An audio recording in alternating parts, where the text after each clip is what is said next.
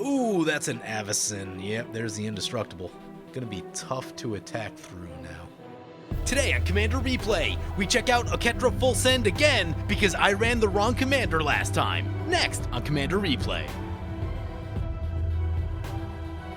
Hey guys, there's two great ways to support the channel. All links are in the description below. Welcome back everyone, playing some Oketra the True today, and today's deck list comes to us from Patreon supporter Jeff. Oh, let's take a look at this opener. 2 lands, Arcane Signet, and Endless Atlas, but Endless Atlas won't be active until we get 3 more, or at least 2 more planes. Oh, that's tricky. That is tricky. I think there's too much potential to do nothing with this hand, so I'm going to mulligan this. Oh, that's worse. That is worse. The good news is that this deck does generate value pretty well. Actually, really well for a mono white deck. So average for every other color. So we can hopefully get out of them all to 6 right here. It's going to have to be this one. Keeper of the Accord can solve a lot of problems, so we'll make this hand work.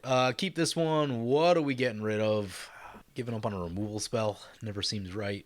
I think we can make up the ramp, so I'm going to give up the Skyclave Relic. Just having this thing in the back pocket is just too helpful. Hainware Militia Captain is a 2-drop. Play the Windbrisk Kites. Hopefully we don't pass all the lands right here. We pass 4 non-lands.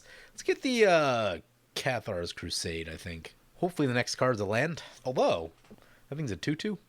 If we can get that thing to die with the Skull Clamp on it, that might solve some problems. Land tax for opponent, I'm jealous. So this deck list might look very similar to the God Eternal Oketra deck list I played a little while back, and that's because when you import a deck on Magic Online, when you do it from a text file, it doesn't import the commander, and I looked at it too quickly and put God Eternal Oketra in the command zone instead of Oketra the True, so we're doing a revisit of this deck with the correct commander this time, and that is Oketra the True. The last time we played this deck, we were able to generate a ton of value, like staggering amounts of value that I'm just not used to in mono white. So that was pretty cool. Hopefully we'll get some more of that today, but we get your Mask of Memory off the top. That is decent, but it is not a land. Things will get awkward here if we miss a land. If we find the 3rd land, get the Mask next turn and get a trigger with it, we might actually be in decent shape. Signet for opponent. If I sound funny, it's because I've come down with a cold. Not feeling the best right now, which also means that if we get to a complicated board state later in this game, I'm probably going to make some mistakes, because my head is killing me, and that makes it hard to plan strategically while also announcing the game. That's a Mog War Marshal for opponent. Has Echo and makes a token. Come on, land. Spend 5 cards of that. There's a land. Got there. Nice. Nice. Yeah, play the Mask of Memory. Equip the Mask of Memory. Who's getting it? Sean can have this one. Question is, what do we discard if we don't find... Oh, that's interesting. Crashing Drawbridge is good, and there's not a lot of ways to get haste in mono white, but I think it's also the one that we can get back the easiest, and Armillary Sphere also seems like a place that we want to be. Yeah, I think it's a Crashing Drawbridge. We'll try to pull it out with a Sun Titan or an Emeria or something like that. It tends to be more of a late game type card. You know, at this early in the game, it's fine, but if we can find another land next turn, we can get this Armillary Sphere going, and I will like that a lot. Hammer of Perforos. Master Splicer coming in. Opponent's going to get a blocker. Unfortunately, Sean doesn't have a blocker, so we'll probably be going in his direction again. In Search of Greatness coming in. Oh, it's that one. Green for an enchantment out of Kaldheim. At the beginning of your upkeep, you may cast a permanent spell from your hand with mana value equal to 1 plus the highest mana value among other permanents you control without paying its mana cost. If you don't, scry 1. Interesting. Haven't really seen that card much. Seems like it should be really good, but it essentially has the words free cast on it, but it does have some restrictions with it, so that is a thing also. There's an Endless Atlas. Well, this is gonna get weird, I think. Yeah, I guess we just swing into Sean. God, I love Mask of Memory. I actually ran out of them in paper and had to order a bunch, because I just won't ever build a deck without it. It's not worth it. When I do, I sit there and do nothing and watch everyone else play Magic. So, if you guys are like, why does he always run Mask of Memory? It's because of that. Draw 2. Discard the Martial Coup. That one is a little harder to get going. Takes more mana. Did not find the land. Disappointing. Play the Armillary Sphere. Play the Skull Clamp. Still in good shape for next turn, though. Crack the Armillary Sphere. Get that land. And if opponents get a land ahead of us, then we can Keeper of the Accord, and that'll get us caught right back up. Rebec coming into play. Yep. Let's give our commander the old read. Oketra the True. 4 mana for a 3/6 double strike indestructible. Can't attack or block unless you control at least 3 other creatures, and pay 4 to make a 1/1 warrior creature with vigilance. It's a decent mono white commander. It's not the very best mono white commander, but it can still do some powerful things. Loading it up with equipment makes it pretty deadly. You do need to have some creatures in play. Spreading keywords around with something like Odric is going to give you a team indestructible, and that's pretty cool. So yeah, there's a couple fun little things to do with this deck. It's gotten me once or twice over the years. A big double striking trample Oketra will kill you. That's a 4/4 coming our way. Yeah, we deserve that. Unfortunately, there are blockers everywhere now, so won't be as easy to get in this Haywire Militia Captain. Might be a reason to equip the Skull Clamp and do that whole thing. That way, if anyone blocks, we trade, and we draw some cards. Hans Eriksson coming into play. One that I haven't seen a ton of, but was definitely talked about a lot when Commander Legends was spoiled. Marshal's Anthem is not the land we're looking for. Crack the Armillary Sphere. Get 2 planes. Play a planes. Yeah, let's do the Skull Clamp thing that we talked about. We'll attack Xeno. Oh, uh-oh. Opponent's going to remove our Mask of Memory. That's annoying. They just take a hit for 3, but we don't get any card draw. That's pretty frustrating. Oh, we can't even re-equip it? Ugh.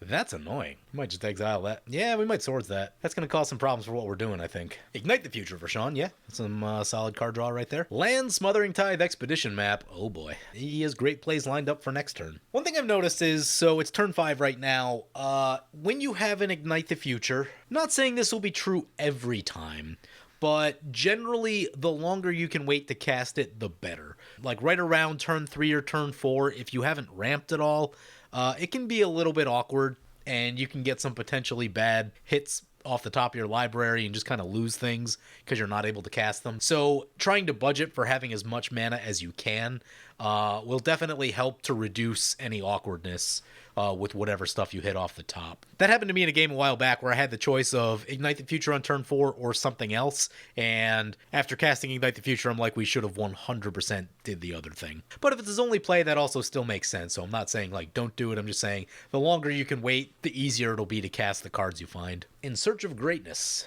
There's a Grand Architect in play. I mean, we should, like, probably blow that thing up. Opponent did say it's an Artificer deck. I think opponent took the Scry one right there. Didn't see anything come in. Scroll Rack. Yeah, I'm just going to shoot this Seedry because it's going to mess up our equipment, and I don't like that. I don't like people messing with my equipment. Opponent's going to turn our Skull Clamp into a creature. Is there a combo with these? I don't even know what these cards do. I don't play Esper ever. I know Grand Architect is involved in some infinite combos, so, like, we don't want to leave that out there too long.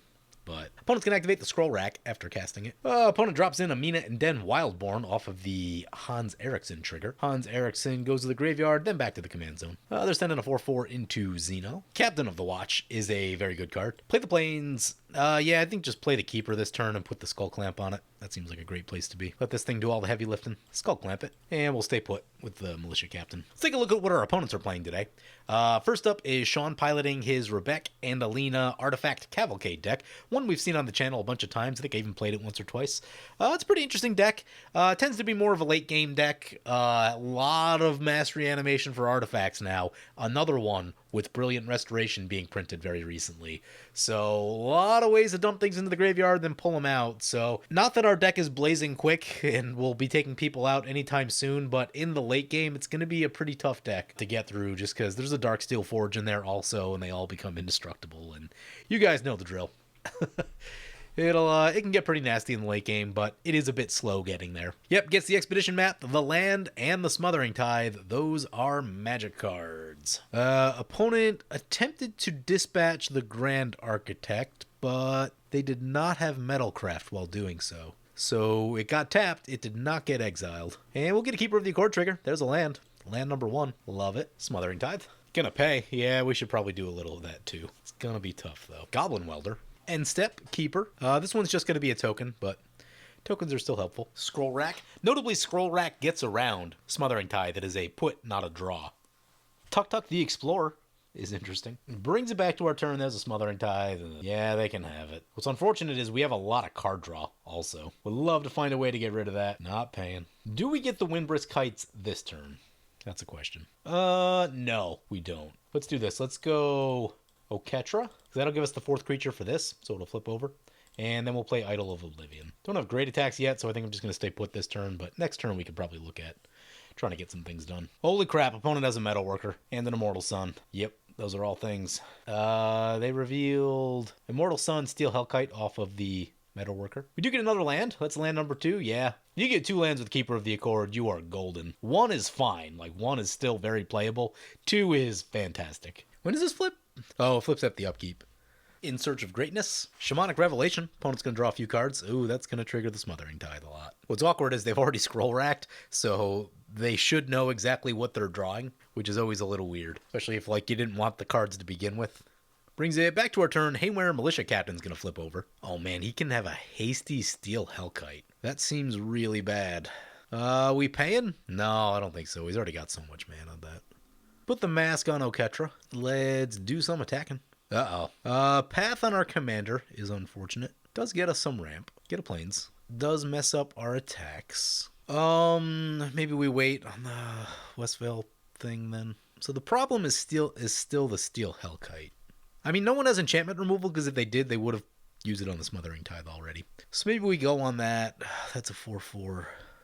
Everything to Sean. We're going to lose one, but there's no way around it. It's going to block the Westvale Cult Leader, unfortunately. At least Keeper of the Accord sticks around, though, can continue generating value. Cult Leader down. Activate Windbrisk Heights. Cast Cathar's Crusade. Play Leonin War Leader. Trigger the Cathar's Crusade, and next turn we're set up to have a pretty solid turn if our board holds up, but there is a Hasty Steel Hellkite, so we might lose some stuff. 4 would get a couple permanents, 2 would get a couple permanents, 5 gets our Cathar's Crusade. Land tax. Next turn we can go Captain of the Watch, and that'll put a lot of bodies into play and get a lot of damage. Draws an additional card. Yeah, he's got stuff rolling over there. Smothering Tithe plus Metalworker, Haste. The problem is he hasn't really committed that much yet, so like Phyrexian Rebirth doesn't clean up that many things. There's the Steel Hellkite. I have to imagine it's coming our way. Ooh, that's an Avacyn. Yep, there's the Indestructible. There is the Indestructible. Gonna be tough to attack through now. Hellkite? I mean, he's got a Hasty Vigilant Avacyn. He could definitely put that somewhere, but chooses not to. Yeah, I can't do anything about the Hellkite. Let's see what it's gonna eat. 4 would not be great. We go down to 30. Let's see what X is.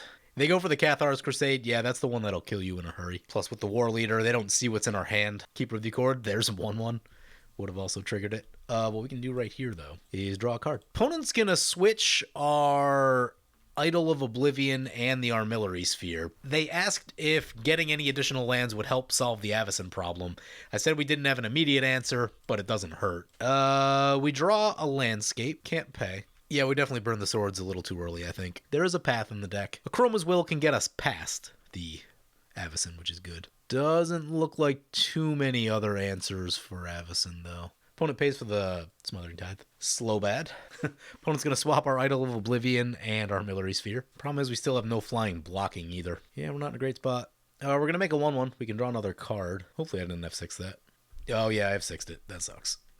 Whoops. This is a situation where you want Winds of Abandon. I know it's a tricky card, and I don't run it all the time, but I've kind of leaned into there are situations like this where you just need it. What does this one do? Is this sacrifice? That's a sacrifice. Okay, that's another out for us. Still only makes about 2, though. You know what we can do? We can start skull clamping things like crazy. We have a bunch of tokens now. Crystal Ball. Scries with the Crystal Ball. Activate Scroll Rack. There's a Crush Contraband. We could probably at least get rid of the Smothering Tithe. Not paying. Play the Landscape. That's just indestructible. What's this thing? 0, 1, 3, and 6. So we can also get the Hellkite. I think that's going to be a good idea. Let's do that. As much as I would really love to get that Metalworker, the Hellkite will be a continuous problem. Those go down, thankfully. Can we get any damage in? Not really. Yeah, they're still indestructible, which is a giant problem. Let's get Endless Atlas. Activate Endless Atlas. Oh, we were supposed to Skull Clamp stuff. Whoops. That's an Emeria Shepherd.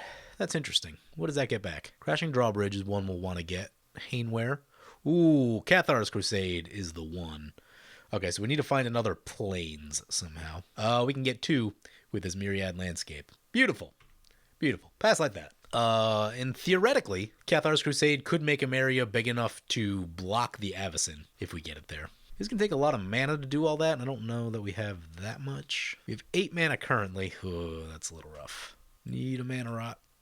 With 9 mana, we could go, at the very least... No, we would need a land to do it still. We get the Armillary Sphere out, and that would get more lands. Oh, we're on 9 lands. Ugh. Oh, we're on 9 lands. Okay. So we're on 9 lands. We still need 10 if we want to landscape everything. What's he got? Saheeli's Directive, X14. Well, that's not going to be good. Oh, God, they're all going to have haste. Yeah, that's many things. Many, many things with a lot of protection. Yeah, we probably all die now. And there's a Platinum Empyrean in there. Awesome. Yeah, this game brought to you by Smothering Tithe. It just takes over games.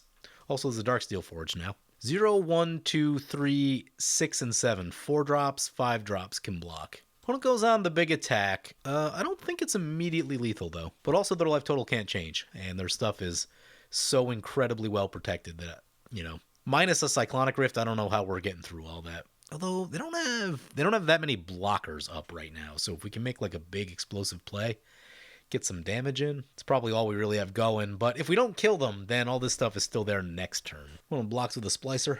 What do we have coming our way? We have a 10-9 Battle Sphere coming our way. I'm going to trade in the Keeper of the Accord right here because we'll draw 2 by doing that. There's a Skull Clamp. We draw 2. Those aren't what we're looking for. Darian's a card, though. The problem is we still need to survive. And if we cast Darian, they probably just try and kill us. Opponent does nothing and passes. Lovely. Hans Eriksson. Guardian of Faith, not really what we're looking for.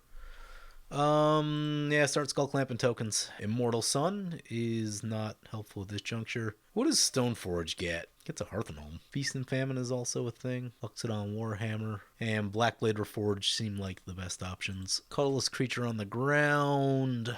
Yeah, colorless creature on the ground is an issue. Skull Clamp, another token. Kabira Takedown. Not that helpful. I mean, I guess we just got to make this play and hope we survive. We can't really do anything else. Cast Area. Play Terramorphic Expanse. Landfall. Get Cathar's Crusade. Oh, crap. Crap. That one. No, leave that right there. Crack the Terramorphic Expanse. Whoops. Yeah, I could have did that differently. I don't know that it'll matter. We're probably just going to die here in a second. But get a Plains. Now get the Cathar's Crusade. Maybe we should win Drawbridge. But like I said, I don't think it's going to matter. Battlefield. Discard all the expensive stuff. Darian, Caracal, and Captain of the Watch. Meteor Golem. Targeting Area. Love it. Most of the attacks going to our opponents. Only a little bit coming our way. I don't know who's going to survive. There's a lot of damage flying around. Oh, an Aetherized would make me so happy. No blocks. Down to 21. Both opponents survive at very low life totals. Leaving the door open. Someone's got to draw something. There's a... Ooh, that's a Wheel of Fortune. I mean, that's probably going to help us, since none of these cards do what we need them to. Though I am sad to lose the Marshal's Anthem because I was planning to reanimate a lot of stuff.